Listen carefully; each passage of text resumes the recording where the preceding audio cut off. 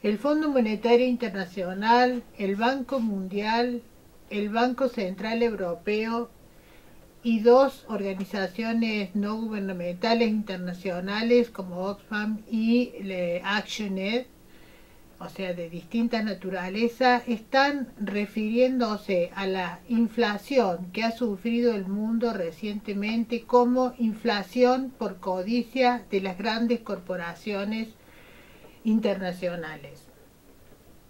O sea, no han puesto la causa de la inflación en otro lugar, sino en la codicia por obtener enormes ganancias de estas empresas.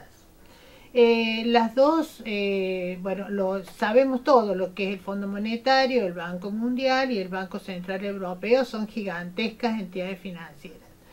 Oxfam es una organización no gubernamental que fue creada en 1942 para paliar el hambre de la guerra y para limar las desigualdades que había entre ricos y pobres, para hacer un mundo más equitativo. Y lo mismo ActionAid tiene más o menos los mismos objetivos desde el año 1972 y también se ocupa de cuestiones de género. O sea, tan disímiles entidades han coincidido en esto de la codicia de las empresas. Estas empresas han subido los precios, sobre todo de alimentos y medicamentos, a la salida de la pandemia, durante la pandemia y por el tema del comienzo de la guerra de Ucrania. Ha sido la excusa. 722 corporaciones, las más grandes del mundo, sumaron 1,1 billón, con B larga, de dólares en ganancias por año, en el año 2021 y en el año 2022. Las ganancias aumentaron de una manera impresionante con respecto a años anteriores. ¿Qué empresas son? Bueno, las empresas de energía, 46 empresas de energía, corporaciones de alimentos, bebidas, bancos, las grandes farmacéuticas, cadenas de venta minorista. Todas estas empresas que se súper enriquecieron provocaron la inflación que sufrieron 250 millones de habitantes en el mundo.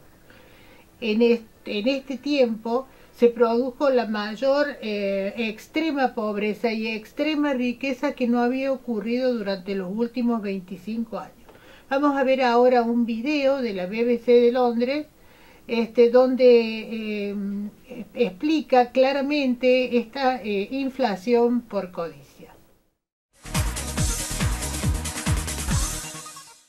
Desde el otro lado, entre las voces que defienden la idea de que se está instalando una inflación de la codicia, se insiste en que las grandes compañías están usando la inflación como excusa para que sus ganancias sean lo más altas posibles. Como Robert Reich, exsecretario de Trabajo de Estados Unidos y profesor de Política Pública en la Universidad de California, quien dice que los precios están subiendo porque las corporaciones, a su juicio, tienen el poder de subirlos.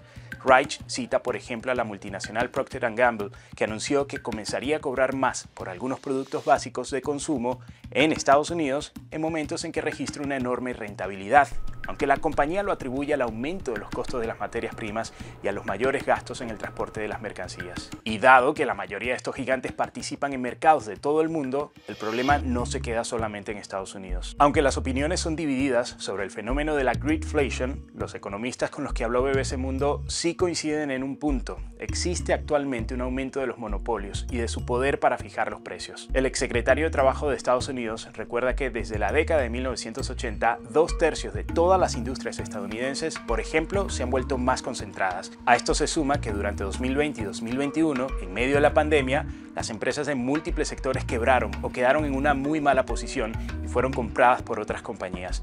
Esto produjo una concentración de empresas que redujo la oferta y aumentó el costo de los bienes o servicios.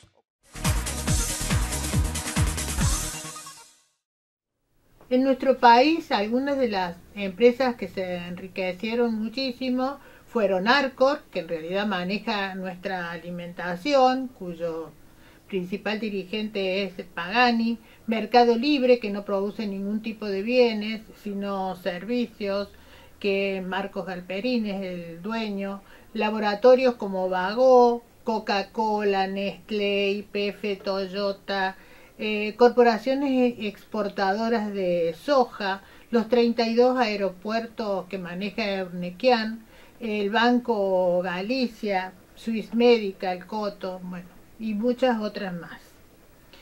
Este enriquecimiento tiene como contracara el empobrecimiento de la mayoría de la población.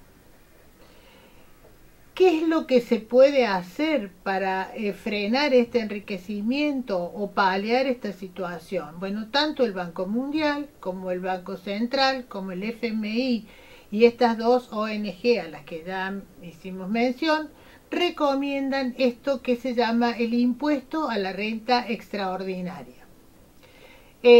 Como única medida, digamos que no sea una revolución, que no es la ocasión histórica para una revolución. Pero bueno, este impuesto fue aplicado en nuestro país en el año 2022 a las empresas que ganaron más de 1.000 millones de dólares en el año 21, de pesos, perdón, 1.000 millones de pesos en el año 21. Esas empresas solamente eran 360, algunas pagaron, otras no pagaron y están en juicio contra el Estado. La alícuota que se aplica es mínima y el dinero que se recaudó con ese impuesto sirvió para avanzar en la obra del gasoducto Néstor Kirchner. O sea, esta es la solución que plantean inclusive el Fondo Monetario Internacional. Lo extraño cuando salió esta disposición, este impuesto, fue la reacción de la gente relativamente pobre. Por ejemplo, el que tenía un kiosco o dos kioscos, una zapatería, un hotel o un restaurante, salió a defender a estos multimillonarios que se habían enriquecido a costa nuestra.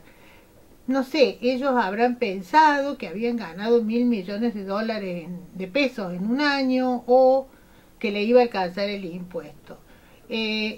Los impuestos son una forma de equilibrar la economía, aunque a veces estén mal, pero en este caso estaba recomendado por todos los organismos internacionales.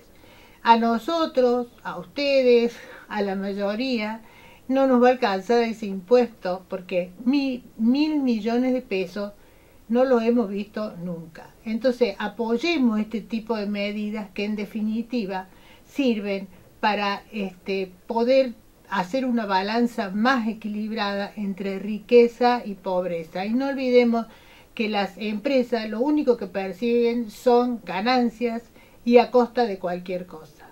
Será hasta el próximo programa.